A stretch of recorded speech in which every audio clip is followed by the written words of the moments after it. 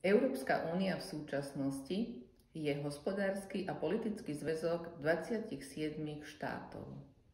Jej korene treba hľadať v 50. rokoch minulého storočia vo viacerých hospodárskych a politických zmluvách.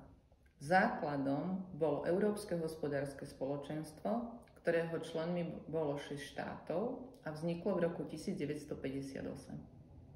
Vtedajšie princípy boli voľný pohyb tovarov a služieb, voľný pohyb osôb, to je pracovných síl a občanov, a voľný pohyb kapitálu.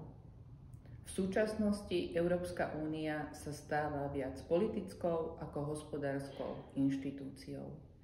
Zasahuje do všetkých oblastí spoločenského a hospodárskeho života, menovej, zahraničnej politiky, bezpečnosti, spravodlivosti, zdravia.